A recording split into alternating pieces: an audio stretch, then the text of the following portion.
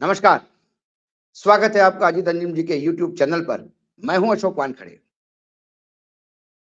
जब भारतीय जनता पार्टी ने 16 राज्य और 2 केंद्र शासित प्रदेशों को लेकर 195 उम्मीदवारों की लिस्ट अनाउंस की, उसमें स्वयं प्रधानमंत्री नरेंद्र मोदी जी, अ, अमित शाह जी, स्पीकर बिरला साहब, राजनाथ सिंह जी जैसे धाकड़ लोगों के नाम थे, तो लोगों को अपेक्षा थी कि गडकरी जी का भी नाम होना चाहिए, लेकिन गडकरी जी का नाम था नहीं। उस बात को लेके कई अटकलें लगातार लग रही है। ये बात कोई छुपी हुई नहीं कि प्रधानमंत्री नरेंद्र मोदी जी के सामने यदि कोई ताकतवर नाम उभर के आता है अल्टरनेट के नाम पे, तो वो नितिन गडकरी जी है। नितिन गडकरी पार्टी के अध्यक्ष ही रहे हैं। नितिन गडकरी एक परफॉर्मर मंत्री है। नितिन गडकरी की अक्रॉस द पार्टी लाइन विपक्ष में भी कई नेताओं से बहुत अच्छे संबंध है। एनडीए के गठबंधन के नेता भी उनके कायल हैं। जिस आदमी का इतना बड़ा मित्र परिवार अक्रॉस द पार्टी लाइन हो, वो कहीं ना कहीं केंद्रीय नेतृत्व के आंखों में किरकिरी तो होता है। पिछले चुनाव में भी नितिन गडकरी का नाम ऐसा ही उछला था कि यदि नरेंद्र मोदी जी को सीटें कम पड़ती हैं, ऐसे में यदि 272 की उस मैजिक आंकड़े पर नहीं पहुंचते, तो गडकरी अल्टरनेट नाम हो सकता है। इसका खामियाजा गडकरी जी को यह भुगतना पड़ा कि जिनके पास 3-3 मंत्रालय थे, वो सारे उनसे हटा लिए गए। फिर उनको 2 मंत्रालय दिए गए, एक एमएसएमई और एक जो उनके पास ट्रांसपोर्ट मंत्रालय था, और उसके बाद एमएसएमई भी निकाल लिया गया। कहीं न कहीं वो उसको अपमानित समझते हैं। उसके बाद पार्लियामेंट्री बोर्ड से बाहर कई डिसीजन मेकिंग प्लेटफॉर्म्स जो है भारतीय जनता पार्टी के, वहां से गडकरी बाहर हुए। पूरे समय 2019 से लेके 2024 तक विभिन्न राज्यों में जब भी कोई क्राइसिस हुए या राजनीतिक कोई क्राइसिस हुए, तो वहां जहां भी नेताओं को भेजा जाता था या ग्रुप ऑफ मिनिस्टर्स का कोई बड़ा एक समूह बनता था, उससे गडकरी बाहर रखे जाते थे। कहीं ना कहीं गडकरी जी का साइज कम करने का ये लगातार प्रयास हो रहा था, क्योंकि प्रधानमंत्री मोदी जी को अभी भी लगता है कि अमित शाह उनके सिपा सलार है, तो अमित शाह उनको थ्रेट नहीं होंगे, वो उनके बाद एक कंटेंडर हो सकते हैं। राजनाथ सिंह एक बड़ा ताकतवर नाम, लेकिन राजनाथ सिंह पूर्ण रूप से सरेंडर हो गए। ऐसे में योगी आदित्यनाथ, जिसको अपना कॉम्पिटिटर स्वयं अमित शाह जी मानते हैं, ये दोनों आपस में एक दूसरे को श शंका की दृष्टि से देखते हैं। एक तीसरा नाम नरेंद्र के बाद देवेंद्र के नाम से उभर रहा था महाराष्ट्र में, लेकिन अमित शाह जी ने उनका खच्चीकरण इतना किया कि एक मुख्यमंत्री 106 सीटें होने के बावजूद 30-35 एमएलए के समूह वाले नेता को मुख्यमंत्री बनाना पड़ रहा, और वो डिमोट होके उप मुख्यमंत्री बन गए। कुल मिलाकर नरेंद्र मोदी जी ने इतनी तो 2014 के बाद व्यवस्था कर दी कि उनके कद के बराबर कोई भी सामने खड़ा ना हो। वो जब मुख्यमंत्री थे तो उनके समकालीन मुख्यमंत्री, चाहे रमन सिंह हो, चाहे शिवराज सिंह चौहान हो, चाहे येदुरप्पा हो, चाहे वसुंधरा राजे हो, इनको बहुत ही सिस्टमैटिकली शक्तिहीन ही नहीं कर दिया, राजनीति के मेन स्ट्रीम से बाहर कर दिया। तीनों राज्यों में हाल ही के विधानसभा के चुनाव में जिस हिसाब से मुख्यमंत्रियों का चयन हुआ, और जिस हिसाब से शिवराज सिंह चौहान हो या रमन सिंह हो या वसुंधरा जी हो, इनको राजनीतिक रूप से ठिकाने लगाने का काम केंद्रीय नेतृत्व ने किया। ऐसे में एक ही नाम लगातार उनके सामने खटक रहा था, वो था लगातार नितिन गडकरी। नितिन गडकरी विदर्भ के आते हैं।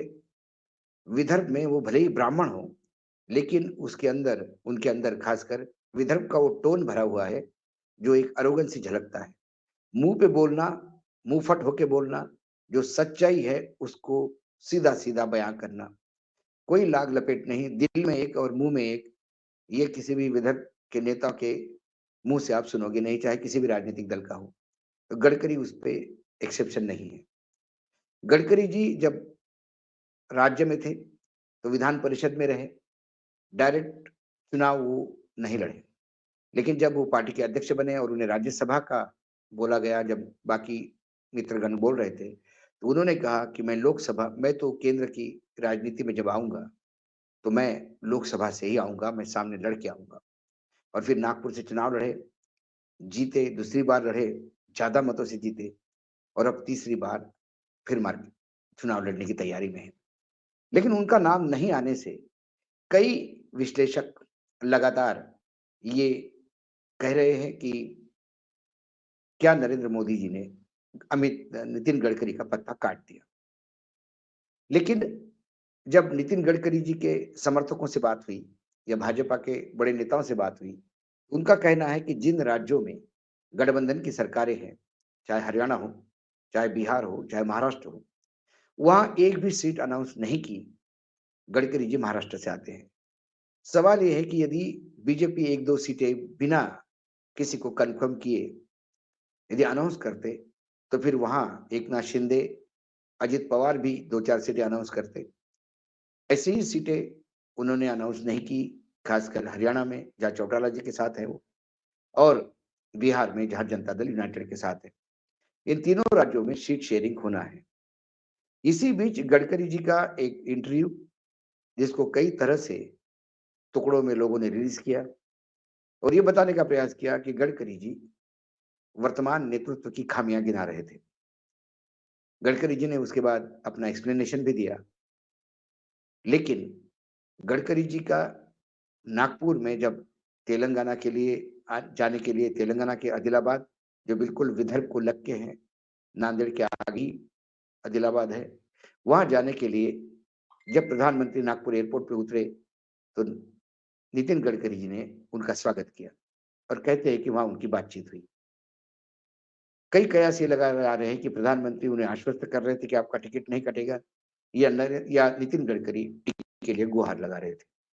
जितना नितिन गडकरी जी को मैं जानता हूँ, वो कभी किसी पद के लिए या टिकट के लिए किसी के सामने गुहार नहीं लगाएँगे। नितिन गडकरी का फंडा बड़ा क्लियर है, टिकट दो तो चुनाव लड़ूँगा, नहीं दो तो घर बैठूँगा। लेकिन घर बैठे हुए नितिन गडकरी, खुले नितिन गडकरी, ये नरेंद्र मोदी के राजनीति के लिए ज़्यादा घातक हो सकते हैं। वर्तमान में वो यदि कैबिनेट में हैं, वर्तमान में सांसद है, तो उनका टिकट कटने की चांसेस कम हैं।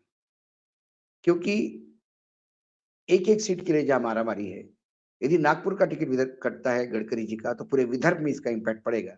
इस विदर्भ में एक समय गडकरी जी ने अच्छी पेठ बना ली थी, वहाँ से अच्छी खासी लोकसभा आ सकती है।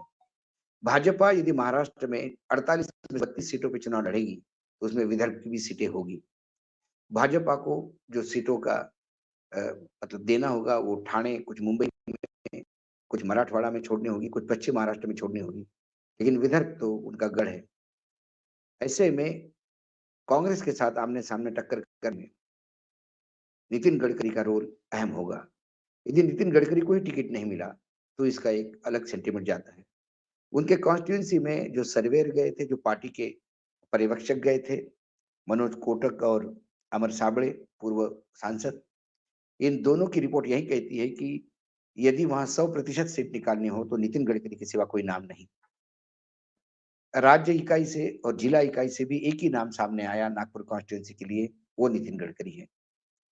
तो संगठन नितिन गडकरी के साथ है, संघ गडकरी के साथ है। लेकिन फिर जिस हिसाब से नरेंद्र मोदी जी लगातार अपने प्रतिद्वंदियों को निपटते आ रहे हैं और यदि वो अपने आत्मविश्वास के साथ लबालब भरे हुए हैं, इस बार 370 पार, तो फिर गडकरी का टिकट कट जाए तो आश्चर्य भी नहीं होना चाहिए। लेकिन दूसरी बात ये भी है कि वार क्राई, जो युद्ध घोष होता है, वो 370 का है। क्या लाले 272 के भी पड़े हैं? क्योंकि कई जगह जो कॉम्प्रोमाइज़ेज़ हो रहे हैं, नांदेड़ विदर्भ मराठवाड़ा में आता है, विदर्भ को लग के है, यवतमाळ जिले के बाद शुरू होती है नांदेड़ की हद, उसहद से आगे नांदेड़ ही लगता है। नांदेड़ में बीजेपी का सांसद है, वहाँ के अशोक चव्हाण को साथ में लाते हुए, एक राज्यसभा अशोक चव्हाण को देके उनको साथ मिलाया, वो इसलिए कि नांदेड़ की जो सीट है बीजेपी के पास, वो बीजेपी के पास बरकरार रहे। यदि एक लोकसभा की सीट की कीमत एक राज्यसभा है, तो आप समझ सकते हैं कि महाराष्ट्र में एक-एक सीट के लिए मारामारी है। ऐसे में नितिन गडकरी का टिकट काट के पार्टी ज़्यादा अपना भला करेगी, ये भी बता नहीं सकते। लेकिन फिर क्योंकि जिस हिसाब से नरेंद्र मोदी सभी लोगों का पत्ता काटते आ रहे हैं, उस हिसाब से सबको डर है कि नितिन गडकरी का टिकट कटेगा। लेकिन गडकरी जी आश्वस्त है कि उनका टिकट नहीं कटेगा। गडकरी जी वो नेता है जो यदि विदेश यात्रा पे नहीं हो, तो लगातार हर शनिवार, रविवार नागपुर में पाए जाते हैं। नागपुर उनकी कमजोरी है। शनिवार, रविवार, वीकेंड वो हमारे अपने कॉन्स्टिट्यूएंसी में ही देते हैं और लगातार कॉन्स्टिट्यूएंसी से संवाद बनाए रखते हैं। उनके हर शनिवार, रविवार पूरे दोनों दिन कॉन्स्टिट्यूएंसी में कार्यक्रम भरे हुए रहते हैं। ऐसे में उनका जनसंपर्क इतना ज़बरदस्त है, इसीलिए वो कहते हैं कि ना पोस्टर लगाऊँगा, ना पैसे बाँटूँगा, ना कुछ खिलाऊँगा, ना पिलाऊँगा। जिसको वोट देना है दे दें। मैं तो काम करता हूँ, मेरे काम के एवज़ में वोट माँग रहा हूँ। मैं वोट खरीदने के में विश्वास नहीं रखता। जो अपने मतदाताओं को भी खरी-खरी सुनाता हो, वो इंसान इस बात को रेखांकित करता है उसका आत्मविश्वास कि चुनाव जीतना उसका तय है, लेकिन फिर टिकट मिलना ये बहुत बड़ी बात अभी तक हुई नहीं। लेकिन एक बात जो भाजपा के कई नेता बताते हैं, वो लॉजिक समझ सकते हैं और गले उतरती भी है बात, क्योंकि सिर्फ महाराष्ट्र नहीं, बिहार और हरियाणा में भी जो दिल्ली के बिल्कुल सटा हुआ है, वहां पर भी एक भी टिकट नहीं दिया। कुछ सीटें गुजरात में फंसी है, आश्चर्य की बात है। गुजरात जो बीजेपी कहती है कि हमारी गिनती ही 100 से शुरू होती है, 80 उत्तर प्रदेश की और 26 गुजरात की। उस गुजरात में भी 11 सीटों का आवंटन अभी तक नहीं हुआ। इसका मतलब वो सीटें फंसी हुई है। राजस्थान जहां क्लीन स्वीप किया था जब अशोक गहलोत की सरकार थी 25 के 25, इस बार तो बीजेपी की सरकार है, डबल इंजन की सरकार है। वहां पे भी 10 सीटें अभी अनाउंस नहीं हुई है। मध्य प्रदेश जहां मतदाताओं ने दिल खोल के समर्थन किया बीजेपी का विधानसभा में, वहां भी 5 सीटें रोकी गई है। ये तमाम जो सीटें रोकी गई है, ये कहीं ना कहीं उस वो सीटें हैं जहां बीजेपी को लगता है कि वो गच्चा खा सकते हैं, इसलिए तोल मोल कर नाम तय किए जा रहे हैं। गडकरी का क्या दूसरी लिस्ट में नाम आता है? क्या महाराष्ट्र का मसला सुलझ गया? 2 दिन के लिए गृह मंत्री वहीं थे, अमित शाह। बात तो ये हो रही है कि 32 सीटों पे वो लड़ेंगे, 10 सीटों पे, 10 से 12 सीटों पे एकनाथ शिंदे की टीम होगी और 3 से 5 पे अजित पवार के लोग होंगे। यदि ये होता है, तो फिर इन 32 सीटों में गडकरी का होना करीब-करीब तय माना जाता है। लेकिन फिर ये राजनीति है, इसलिए कम से कम अमित शाह और नरेंद्र मोदी जहाँ हो, वहाँ भविष्यवाणी करने से डरना चाहिए। फिलहाल नितिन गडकरी को लेके महाराष्ट्र में भी बहुत शोर मच रहा है और दिल्ली में भी दबी जुबान में बीजेपी के कई नेता इस बात की चर्चा कर रहे हैं। आज इतना ही, कल फिर आता हूँ किसी विषय के साथ। तब तक के लिए नमस्कार। देखते रहिएगा यूट्यूब चैनल, अजीत जी का यूट्यूब चैनल।